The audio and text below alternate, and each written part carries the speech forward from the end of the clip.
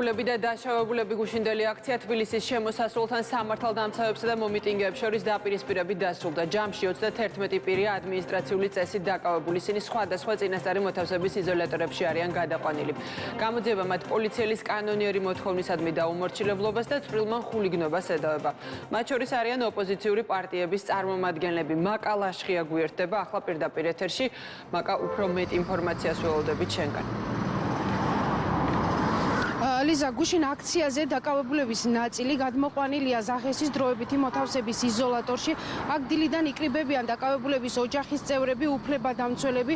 ცოტა ხნის წინ დატოვეს ადვოკატებმა წინასწარი დაკავების იზოლატორი, როგორც ისინი ამბობენ, დაკავების დროს მათი დაცვის ქვეშ მყოფების მისამართით განხორციელდა ფიზიკური ძალადობა სამართალდამცავების მხრიდან, როგორც ისინი ამბობენ, მათი დაკავება მოხდა უკანონოდ, რადგან ისინი იდგნენ აქციაზე და გამოხატავენ მშვიდობიანად საკუთარ პროტესტს. რაც შეეხება დაკავებებს, როგორც უკვე აღნიშნეთ, სულ ჯამში 31 ადამიანია ადმინისტრაციული წესით დაკავებული. მათ ედავებიან პოლიციელის კანონიერი მოთხოვნის დაუმორჩილებლობას და ასევე წვრილმან ხულიგნობას. როგორც შენ უკვე აღნიშნე, დაკავებულებს შორის არიან ოპოზიციური პარტიების ლიდერები.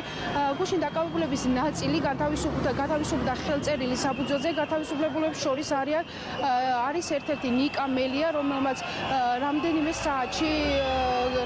საათში გამოუშვეს ის და მასაც ედავებიან ადმინისტრაციული მუხლით. რაც შეეხება გიგი უგლავა, ჩვენი ინფორმაციით ის იმყოფება დიღმის მთავარ სამმართველოში. რაც შეეხება აქციაზე კიდევ ერთ პირს დაკავებულს, გიორგი ქადაგიძეს, ეროვნული ბანკის ყოფილ ხელმძღვანელს. ის მოთავსებულია დუშეთის წინასწარი დაკავების იზოლატორში და უფლებადამცველი სწორედ ამ წუთებში მიემართება მის სანახავად. მე შემიძლია ლუკა სარიშულზე გავამახვილო ყურადღება, რომელიც მხოლოდ იმიტომ დააკავეს, რომ მას უნდა დახმარებოდა მოქალაქეს, რომელიც ძირს ეგდო და აი ამ მოქალაქეს ფიზიკურად უსწორდებოდნენ და ცემდნენ. აი ამ დროს დააკავეს ლუკას დაკავების დროს გაუსწორდნენ რამოდენიმე ეტაპად, მას ჯერ გაუსწორდნენ, როდესაც აკავებდნენ, თავში ურტყავდნენ, შემდეგ წააქციეს ძირს, დააგდეს ძირს და გაათრიეს, მაშინაც რამოდენიმე ჯერ ჩაარტყეს, მაგრამ თავარი ის აი რაზმების მოძალადე ჯგუფები, როგორც ყოველთვის მიკროავტობუსში ავიდნენ, ლუკასთან ერთად იყო 3 ადამიანი, როგორც მიყვება და ამ 3 ადამიანს ფიზიკურად უსწორდებოდნენ. ლუკა თეთრაძე დაკავებისას მილიციელებმა ცემეს, მას აღენიშნება დაზიანებები, შესაბამისად ექიმმა შესაბამის დოკუმენტებში დააფიქსირა, მარცხენა ფეხის არეში აქვს შესაბამისი ნაკაწრები და სისხლის ჩაქცევები, სხვა რაიმე ხილული დაზიანება მას არ აქვს, მხნედ გზნობს თავს. იგივე მუხლებით არის ასევე დაკავებული დიმიტრი ბიძინაშვილი, მის დაკავების დროსაც ასევე იყო ფიზიკური შემხებლობა სამართალდამცავების მხრიდან, დიმას ხილული დაზიანებები არ აღენიშნება და ასევე მას ჩემთან ჯანმრთელობის რაიმე ჩივილის შესახებ არ გამოუთქვამს პრეტენზია.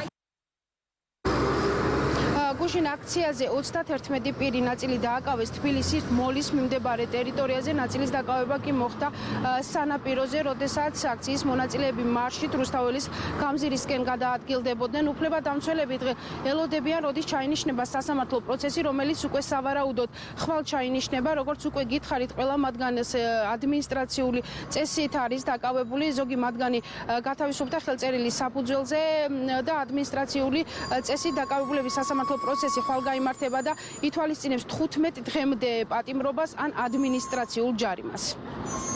მადლობა, მაკა ლაშხია იყო პირდაპირ ეთერში.